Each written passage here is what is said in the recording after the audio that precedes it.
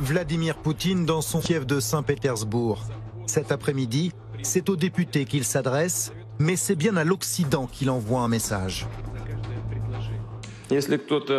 Si quelqu'un souhaite s'ingérer dans les événements actuels, un tiers en l'occurrence, alors il doit savoir que cela constituera une menace géopolitique pour nous.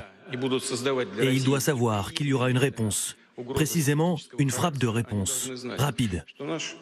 Nous avons pour cela tous les instruments, des instruments que personne n'a aujourd'hui. Et nous utiliserons ces outils si c'est nécessaire. La menace nucléaire une nouvelle fois. Une réponse à la réunion d'hier à Ramstein en Allemagne. 40 pays rassemblés autour des Américains pour renforcer l'aide militaire à l'Ukraine. Une démonstration de force vécue comme une provocation à Moscou. Alors dès hier soir, la Russie ripostait via son géant de l'énergie. Gazprom décide d'interrompre les livraisons de gaz vers la Pologne et la Bulgarie. Motif, pas de paiement en roubles comme l'exigeait Vladimir Poutine. Réaction immédiate des pays concernés. La suspension de l'approvisionnement en gaz de la part de Gazprom est une violation flagrante de leur engagement. La Pologne, aux avant-postes du soutien à l'Ukraine, s'y attendait et tient à se montrer rassurante. Il n'y aura pas de pénurie de gaz dans les foyers polonais.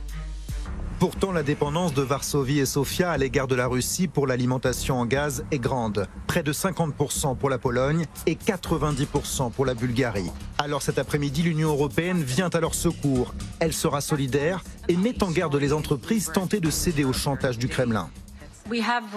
Nous avons à peu près 97% de nos contrats qui stipulent un paiement en euros ou en dollars. Donc c'est très clair, l'exigence des Russes de payer en roubles est une décision unilatérale qui n'est pas conforme aux engagements pris. Les entreprises ne doivent pas répondre à la demande du Kremlin. Si elles le font, cela se fera en violation des sanctions. Elles s'exposeraient donc à un grand risque.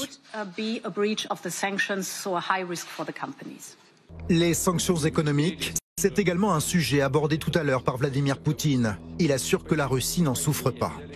Ils ont préparé une guerre économique contre la Russie, pas après pas, en utilisant tous les prétextes possibles. Ils ont imposé de nouvelles sanctions et les plans d'étouffement économique aujourd'hui contre la Russie ont échoué. Le maître du Kremlin affiche sa sérénité. Il sait bien que l'Union européenne est très dépendante de son gaz. Plus gros fournisseur, loin devant la Norvège, l'Algérie ou encore les États-Unis. Difficile donc pour certains comme les Allemands de s'en passer du jour au lendemain.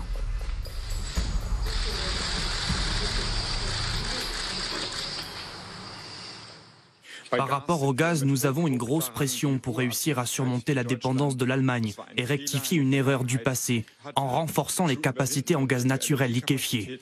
D'ores et déjà, la dépendance en matière d'importation russe a été considérablement réduite. En attendant, dans ce contexte, les prix de l'énergie flambent et le niveau de l'inflation s'en ressent.